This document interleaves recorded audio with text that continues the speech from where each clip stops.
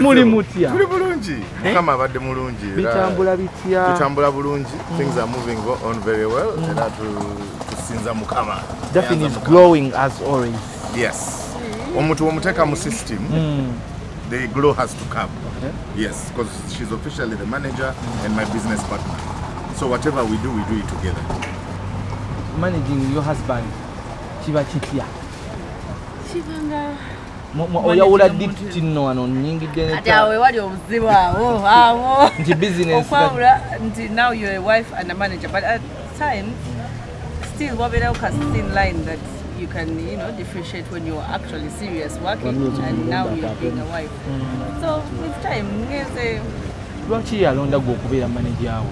Kubanga whether east or west nzadde mwagaliza ekisinga ate to be honest nze agenda okukola ki okumukolera deals ezibenefitinga family nzadde mwagaliza deals ennene nzadde omunegotiatingira ebirungi kubanga at the end of the day nabyo biddira nze unlike someone else waba bwe naye abayeerozaako yekka buzibu wava ku radio again buzibu ki ababagamba bakugoba abagamba wakosibula mirembe lwaki tosetolinga ku mulimu ng'ogwo nze tebangobangako ku mulimu ate okusetolinga you know how I joined Charlie in a way of supporting my people of the Australia group waliwo vacancy never noonya omuntu asobola okufeelinga that vacancy era I was the one they chose nenji feeling a vacancy eyo but remember I had things I was doing before but because of lockdown and I had more time nali nsobola okola radio kati wano we bagenze ne batusumulula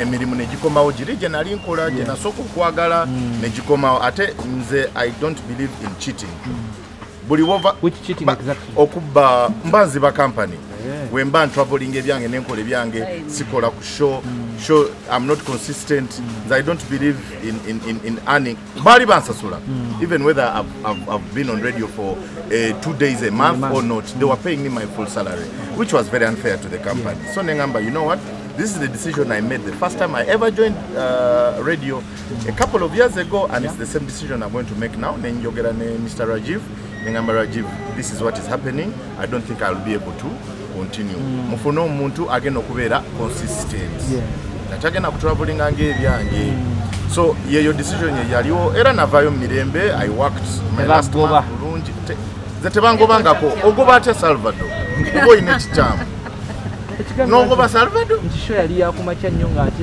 mukyala Daphne complaininga myaka ebiri nga saako nga teyakomplaininga we nali myaka ebiri nga saako yali lockdown ate lockdown ate Daphne si muntu wakumakya wasawa nga 5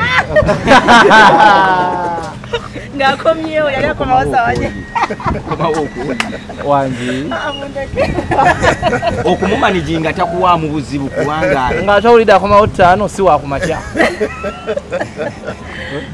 sigwe yamulemesa omulimu sabirimu ebyo but to be honest twakitulamu ne tukiraba nga tekiri fair for the company Salvador yatulamu from the beginning of this year ensi zaatambudde mbabadde bamubukinga left right and center ate emirimu gikyajja every month we are traveling so kiba tekiri fair especially for a morning show that has to be consistent kati abantu abavuga emotoka nga bagenda ku mirimu kumakya baba bagakuliza voice zezimu ne all of a sudden Salvador taliikolera okwali akola atya as a comedian gwe oli manager we family man gwayinza otubulira wana amazima ali atya kamwe yali era before but taking care of the family because bukikadde abeera ku nnyonyi abeera mu kushootinga bintu bye anti ngabo singo ba dot following wandi badde olaba nti nange mbeerayo naye abaana ne mbalekera balina abantu baabwe bali abaana balugwala naye bajja kwerabirira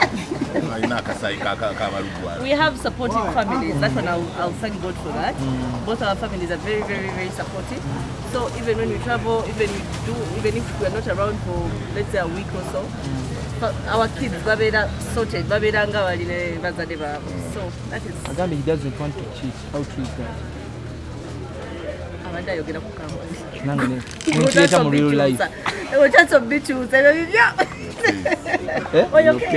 Tunalya teyamala.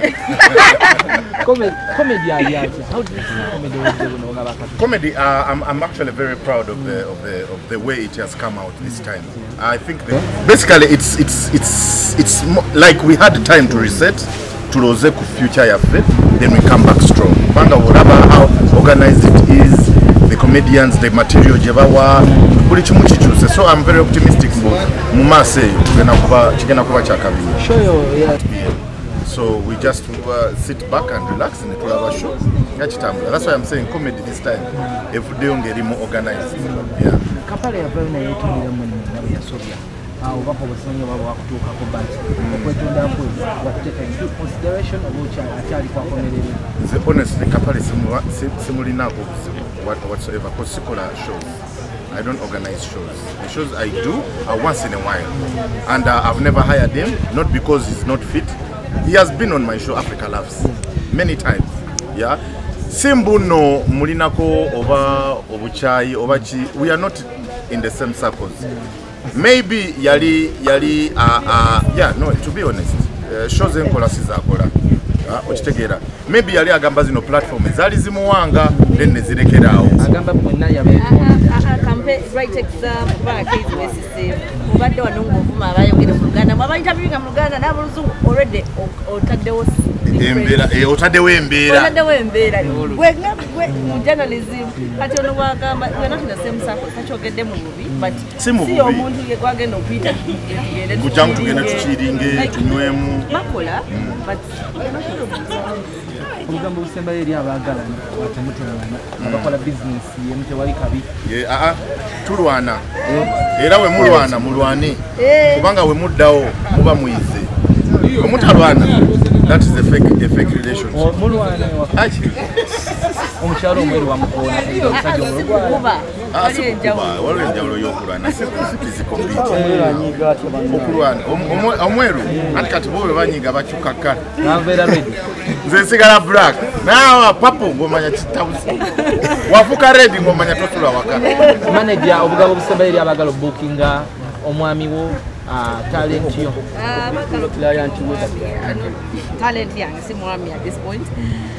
Batayira number ever get on all social media pages. Bajala ba number, ba booking, whatever events, whatever dates, ba pay details. We shall see what to happen. Toy chigana.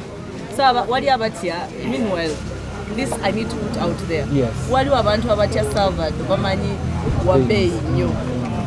Chintu chetu kuzenga to like the thing we have tried to build in our business is we can accommodate everyone as long as aleto tumanyira nyo. Yeah. Enjogera yoka. Otumanyira nnyo ebe. Ati sento jakeza manager neza talent neze waka kiba kitya. Jakeza manager. The manager. No mano jakeza omukyala. Nempa omusajja nansasula ezomuti. Mbera concert tusobye John has always done it. Agenda chikola. Mbera concert like I said tusasiza mbe tukade tugenda okukola tulina okubeerayo supporting omutabani waffe. Omutabani waffe era tumwagaliza birungi. Bwe nali ne sheki nafuka musiramu. Safuka musiramu. Abantu balabanga gwa balidde mu lumene mu luzise. Obulya molu kwe twalina diru ki. Twalina diru ki naawe. Kugamba ngo nakuvudde mu principle. Something. Let me tell you, something. First, we're not political people. We are looking for money to take care of our children and our family. If that's what it means, if that's how I'm going to make money, and for you think I am betraying you, I'm betraying you. To be honest, Kate, okay, you're Bobi fine. You're Bobi fine. We're hiring a academic who said the Zoyagala Geno Kola.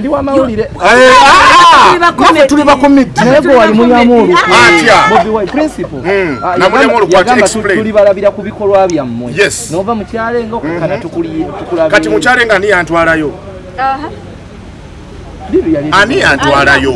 Yamtwalayo.